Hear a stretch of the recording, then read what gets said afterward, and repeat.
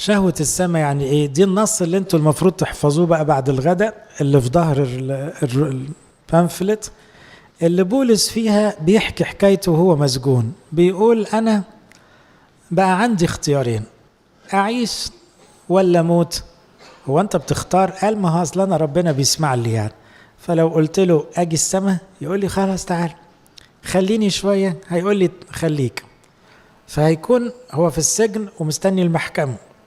فبيقول أنا محصور بين حاجتين. لما تبصوا للنص اللي في ظهر البامفلت قال إني محصور، يعني زي مزنوق كده، يعني إني محصور من الاتنين. إيه الاتنين؟ الاتنين يعني أروح السماء ولا أقعد على الأرض. فقال لو سبتوني على شهوتي على هواي أنا إيه لي اشتهاء أن أنطلق وأكون مع المسيح. والمفروض كلنا يبقى عندنا دي. يعني ايه؟ حاجتين رابطينك، حاجة بتشدك للسماء نفسك تروح للمسيح تتمتع بيه، وحاجة بتشدك للأرض، الخدمة. فهمتوا الفكرة ماشية ازاي؟ المسيحي حاجتين بيشدوه، الحاجتين أحلى من بعض، الحاجتين حلوين. اللي يشده للسماء حبه للمسيح، كفاية يا رب دنيا عاوز أشوفك وعاوز أعيش معك للأبد. طب اللي يخليك في الأرض عشان ليه رسالة، ليه رسالة، لسه في ناس مستفيدة من وجودي، ليه خدمة بعملها. فاهمين الفكرة؟ يبقى المسيحي الحقيقي الروحاني ادي اللي بيمزعوه. وطبعا الاتنين احلى من بعض، فما فيش تعب نفسي يعني، مش مشدود عشان وراه عيال، لا العيال دول عيال ربنا. احكي لكم مرة كان عندي خادمة زمان راحت السماء، وكان عندها كانسر وهي في اول الاربعينات من عمرها، فسايبة اطفال.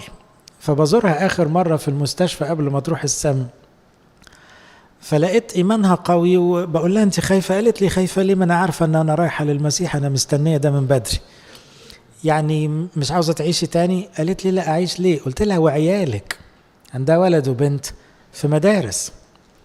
قالت لي عيالي عياله، هياخدني بدري يبقى هو أبوهم ومسؤول عنهم، وأنا فرحانة بكده، أكيد هيتربوا أحسن من لو أنا موجودة.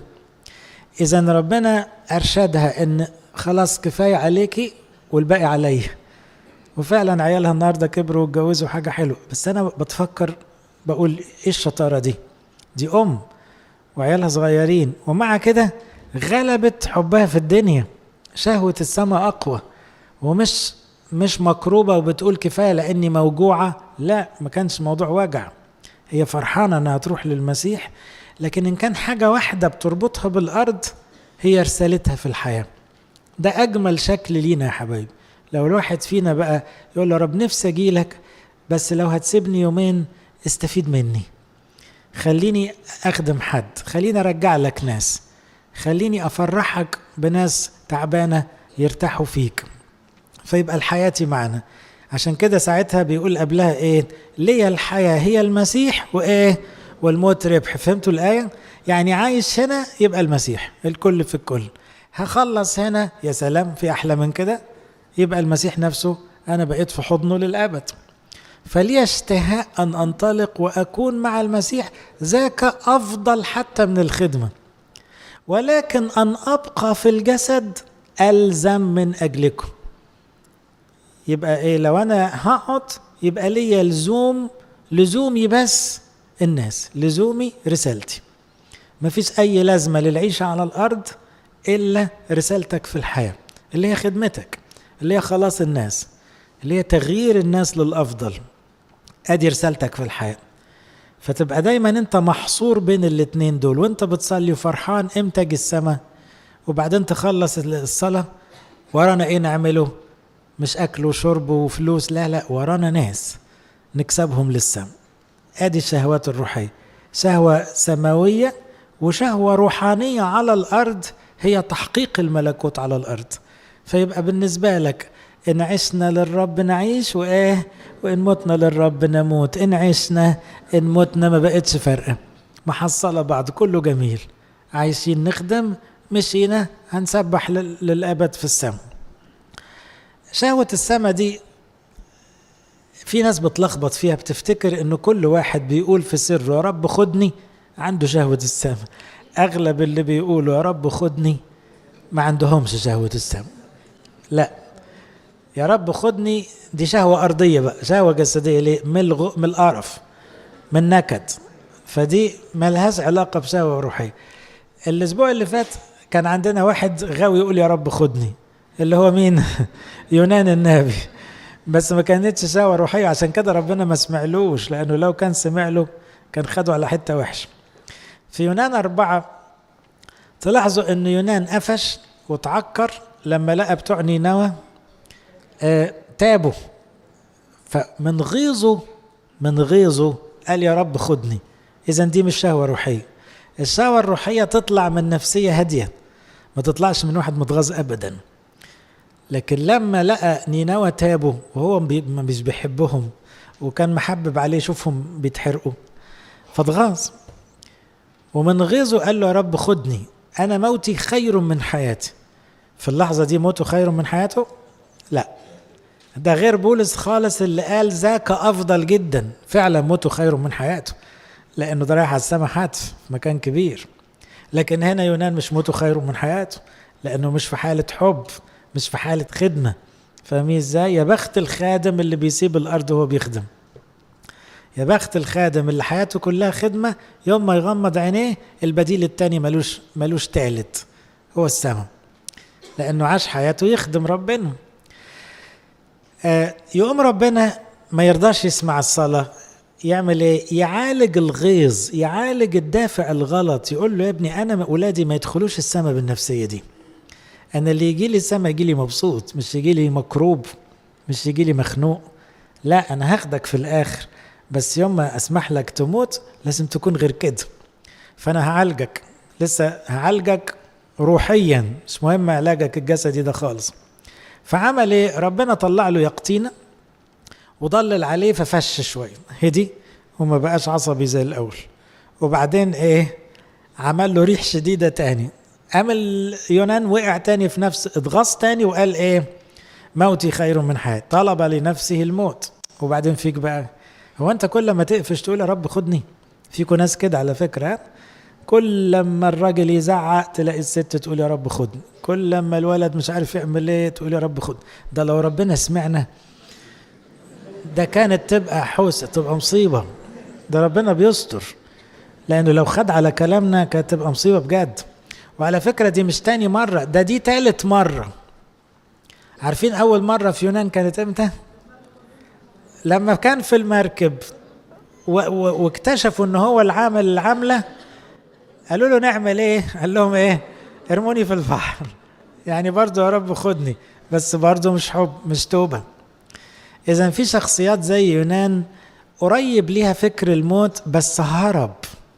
دي مش الشهوة.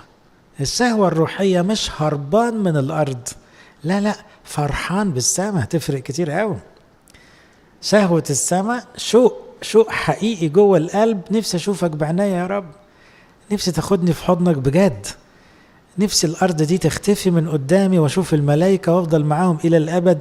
اشتياق بجد، ملوش علاقة بقد ايه انت تعبان في الدنيا او حزين. ودي كانت المرة الاولى بتاعت يونان 1. اذن الرغبة في الموت ليها على الاقل 5 دوافع، بس دافع واحد منهم اللي يخلينا نسميها شهوة السم.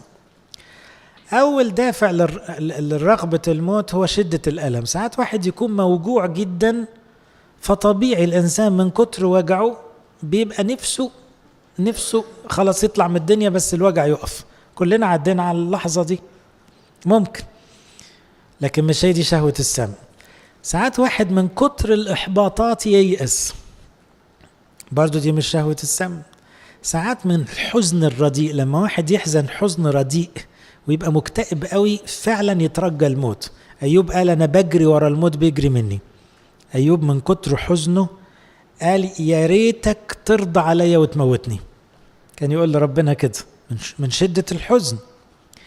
ساعات الرغبة في الموت تبقى نوع من اللامبالاة. عارفين برضو واحد كده ايه ما عادتش في حاجة فارقة معاه، برضو قريبة للكآبة شوي. كل ده ملوش علاقة باللي احنا بنتكلم فيه اللي هو اسمه ايه؟ شهوة السماء. لا، شهوة السماء دي بصوا على الشهداء، بصوا على القديسين، بصوا على الناس اللي بتحب ربنا قوي، هم دول اللي تشوفهم وهم رايحين السماء تقول فعلا يا بختهم، دول مستنيين اللحظة دي من بدري. بصوا كنيستنا الوعي بقى تعمل ايه عشان تطلعنا من الأربع دوافع الوحشين دول. كل ليلة تعيد علينا مقولة في صلاة النوم وتعيدها تاني في نص الليل عشان تحرك فينا شهوة السماء. المقولة اللي قالها واحد عجز قوي وكان مستني الموت، فاكرينه؟ الآن يا سيد لإيه تطلق. ده واحد مش تعبان، ما هوش مريض بالمعنى الحرفي ولا هو مذلول، ده راجل وقور وشيخ عظيم إنما خلاص بقى زي العصفورة اللي عاوزة تطير. تطلق عبدك بسلام، يبقى معاها سلام، مش معاها خوف ولا قلق ولا نكد ولا رعب، لا معاها سلام. فكنيستنا تأولنا القول ده كل ليلة عشان تقول وصلت ولا لسه؟ نقول لا لسه بدري. احنا بنقولها من وراء قلبنا، تطلق عبدك بسلام، بس كده وكده يعني ما تاخدش على الكلام ده، لا خلينا شوي. دي الاشتياقات الروحية. امتى ربنا يستجيب؟ سمعنا في قصص القديسين والشهداء ان ساعات واحد شهيد او قديس يقول له يا رب كفاية عليا خدني بقى، يقول له طب ليه ما بتنفعش معانا الشغلة دي؟ الله يستجيب لشهوة الانطلاق مع ناس زي سمعان الشيخ، لانه واحد خلص رسالته. طب انت خلصت رسالتك؟ هل فعلا خلصت دورك في خلاص الآخرين؟ سمعان كان فوق 200 سنة وكان خلاص فعلا عمل كل اللي ربنا مستنيه منه، لكن انت لسه بدري. القديس بولس في سجنه الأخير أدرك انه هيمشي. ليه؟ بصوا قبل ما يمشي بيقول ايه بقى؟ جاهدت الجهاد الحسن. تقدروا تقولوا دي؟ تقدروش، سوري يعني تقدر تقول انا عملت كل الجهاد المطلوب مني؟ لا حبيبي، لسه داخلين على الصوم، جاهد يلا، لسه شوية على الموت. أكملت السعي. هل سعيت سعيا كاملا؟ لسه، يبقى لسه ربنا يديك العمر. حفظت الإيمان، وأخيرا وضع لي إكليل البر الذي يهبه لي في ذلك اليوم الرب الديان العادل، وليس لي فقط لحسن حد يفتكره بيفتخر، بل لجميع الذين يحبون ظهوره أيضا. يبقى امتى يستجيب الله لشهوة إنسان من قلبه يقول له رب نفسي أجي السماء؟ لما يكون جاهد وأكمل وحفظ وعمل كل اللي عليه وخلص رسالته اللي كان ربنا مخططها له. إذا كنا احنا بتوع تنمية بنقول خطة وتنفيذ، طب في خطة ربنا حاططها لك وانت عليك التنفيذ، نفذت منها قد ايه؟ طب يلا شد حيلك عشان لما تخلص المطلوب منك نستلم روحك، وساعتها تدخل وانت فرحان للسماء لأنك أكملت السعي، حفظت الإيمان. بصوا تعبير جميل قوي قالوا واحد، بس للأسف الواحد ده ما دخلش السماء، اللي هو بلعام بن بعور. تصوروا، قال كلمة حكمة بنقولها كلنا، لكن لأنه قالها من بقه ما عاشهاش ما دخلش السماء. قال لتمت نفسي موت الأبرار ولتكن آخرتي كآخرتهم. كلنا نسمع أنه مات في حرب وهو نبي كذاب في الآخر. ليه؟ لأنه كل غرضه كان فلوس وهدايا، وهو صاحب المشورة البطالة بدخول اللوزانيات وسط شعب إسرائيل عشان يفسد شعب إسرائيل. لكن في لحظة كويسة قال يا ريت أموت موتة إبراهيم وإسحاق ويعقوب، لكن يعني قال طلب حلو. فأنت ممكن تشتهي تقول كده يا رب نفسي أموت موتة أولادك الحلوة دي، وأنا بغمض عيني تبقى العذراء جاي معايا والملائكة حواليا وتبقى أنت في استقبالي، لتمت نفسي موت الأبرار. بس دي محتاجة شهوة روحية، مش يا رب خدني، لا، دي محتاجة أكملت السعي، حفظت الإيمان، جاهدت الجهاد الحسن، ساعتها فعلا تكن آخرتك كآخرتهم. في أبرار اشتهوا الموت بس مش كلهم كانت شهوتهم بنفس الدرجة. يعني إيه؟ أيوب اشتهى الموت في قمة ألمه، لكن ما كانتش شهوة حسب إرادة الله، عشان كده اداله عمر طويل وريح قلبه وفرحه بعيال ورجع له كل الراح منه، وبعد ما استوى خالص قال له طب خلاص كفاية، قال له تعالى بقى. لكن عاش بعد التجربة بتاعته عشرات السنين، لأن ما كانتش التجربة بتاعته هي نهاية عمره. خلي بالك، هو تهيأ له أن التجربة بتاعته آخر حاجة. لا، التجربة كانت بتصلحه، كانت بتظبطه، لكن ما كانتش النهاية لسه. فما تخافوش، مش كل واحد مجرب تجربة جديدة معناها الآخر. لا، مش شرط، مش شرط، لأنه ما كانتش الشهوة مستوية. لكن واحد تاني زي إيليا، برضو إيليا جاله وقت قال له يا رب خدني. فاكرين امتى؟ لما إيزابيل بعتت رسالة وقالت له ايه، هموتك زي ما موتت أنبياء البعل. فقام قال لربنا قتلوا أنبياءك وهدموا مذابحك وبقيت أنا وحدي وهم يطلبون نفسي، فايه خد نفسي. عارفين لو ربنا كان استجاب كان إيليا مات موتة عادية وما كانش انتهى بالكرامة اللي احنا نسمعها عنه. ده عاش بعد القصة دي يجي 20 سنة. لكن بصوا بقى على نهاية الحياة، مركبة نارية جاية تاخد إليه هو صح. أكيد كان بيقول له رب متشكر جدا إنك ما سمعتليش وأنا قافش زعلان وكنت خدتني وأنا عمال أقول لك خدني، لأنه عادها كذا مرة زي يونان برضه. لكن ربنا قال له لا، مش هاخدك وانت كده، ما اخدكش وانت مش مستوي أبدا، ما اخدكش وانت بتخدمني وانت لسه جواك غضب ولا جواك يأس ولا لا لا لا. أنا أولادي يدخلوا عندي السماء منورين، ما يدخلوش مظلمين أبدا. فأنت لسه جواك ضلمة، مش عاوز أخدك دلوقتي، خلينا أظبطك الأول. ظبطه تمام، وخلى إليشع تلميذه وعاشوا سنين مع بعض وهو يزداد نقاوة. لكن بص بقى على اليوم اللي سايب فيه الدنيا، منتهى الحب والفرح وهو سايب الدنيا. واحد تاني اشتهى الموت، يونان ده خلصناه. واحد زي بولس وبطرس بقى، الاتنين اشتهوا النهاية بس كانوا مستويين. وعلى فكرة الاتنين دول بالذات كشفوا في رسائلهم انهم عارفين ساعتهم. بولس في تيموثاوس الثانية وبطرس في بطرس الثانية، الاتنين قالوا احنا عارفين ان احنا ماسين.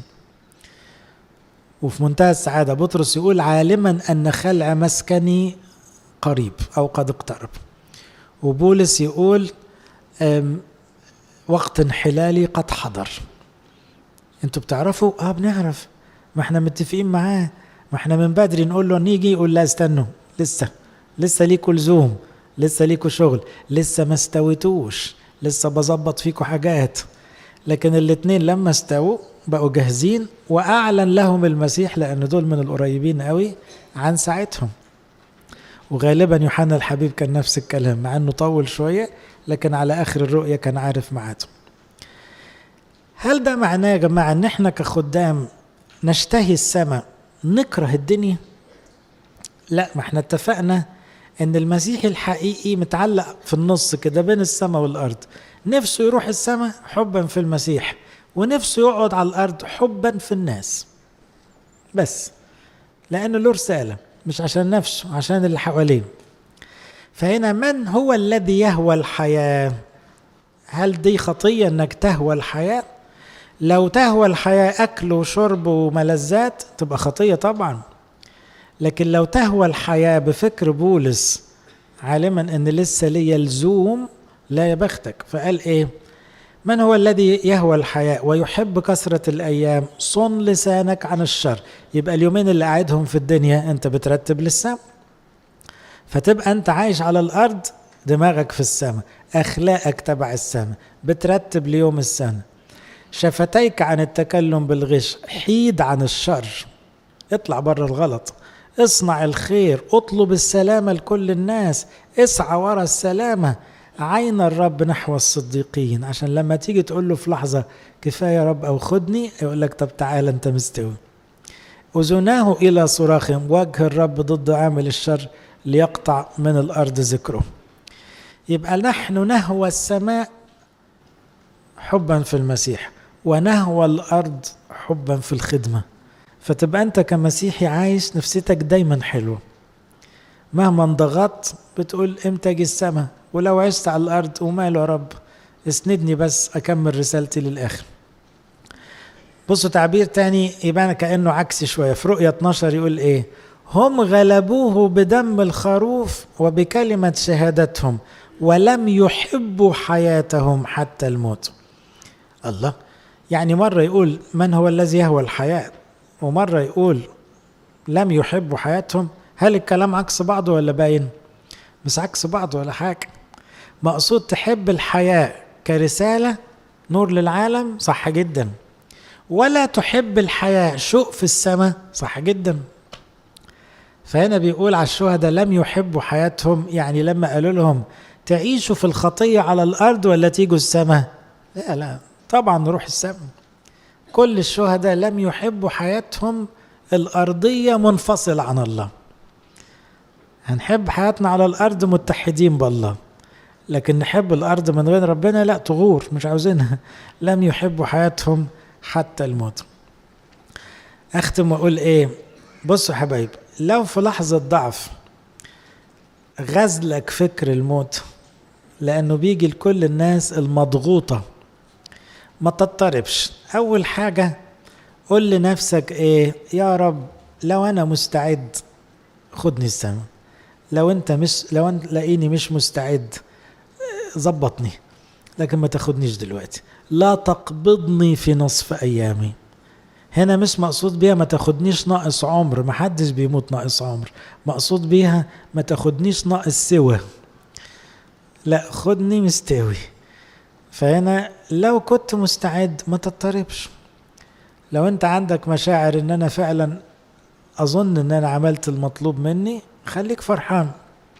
ولو ما انتش ما خلصتش يبقى ما تضطربش، لسه قاعد شوية.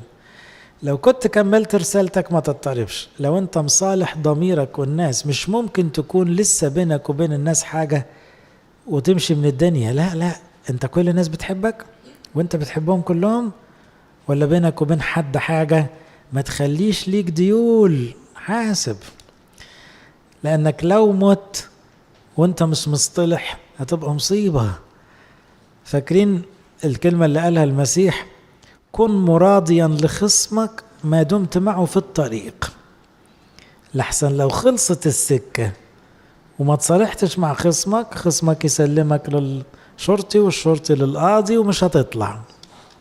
فيبقى طبيعي كل ما تحس أنا ممكن أمشي في أي لحظة، اطمن إنك مظبط حساباتك مع الكل، مريح كل الناس، معتذر لكل الناس، مفرح كل الناس، تحت رجلين الكل، عشان يوم ما تمشي محدش يبقى له عندك حاجة. ساعتها لو في الحالة دي يمكن ربنا يسمع صلاتك وياخدك على السم. افتكر انه الضيقة هنا ارحم جدا من ضيق الابدية. يعني ايه؟ ساعات واحد يتضايق قوي، يتضغط قوي، فيستقرب فكرة الموت. لا يا حبيبي، لا، هو انت لو مت وانت مش في حالة نقاوة او توبة، ده ضيق الجحيم بعيد عنك اصعب مليون مرة من اي قلب مكسور على الارض. اي خنقة على الارض، اي ضيقة شديدة جوه القلب ما تجيز كلها زي لحظة من لحظات الجحيم. فتقول له يا رب وماله اسمح لي بأي ضيق، بس بلاش ضيق الجحيم ده. الضيقة كمان فرصة تدوق طعم السماء وانت على الأرض. يعني ايه؟ الثلاث فتية جوه النار داقوا السماء، دانيال جوه جب الأسود داق السماء، بولس جوه السجن شاف المسيح بعينيه. فانت ليه متضايق؟ ده الضيقة فرصة تقرب من ربنا أكتر وتشوفه أوضح من أي وقت. الضيقة ممكن تضيق على نفسيتك وعلى جسدك، بس غالبا بتشفي روحك. تاني، ممكن تتضايق نفسيا وغالبا بتتضايق جسديا، بس انت بتستفيد روحيا. تاني، انت بتتضايق نفسيا وغالبا بتتضايق جسديا، لكن في الحالتين دول انت عمال تستفيد روحيا، وهو ده المهم اللي يفرق معانا كلنا. على الأقل الضيقة بتشيل منك الورم الخبيث اللي ما بيرحمش حد، اللي اسمه ايه؟ الكبرياء والأنانية. فبدل ما في الضيقة الشديدة تفضل تقول يا رب خدني، قول يا رب اشفيني من كبريائي، يا رب صلحني من أنانيتي، طلع مني طبعي الصعب ده، عشان لما أجي لك أنفع أدخل عندك. لإلهنا كل مجد وكرامة الأبد.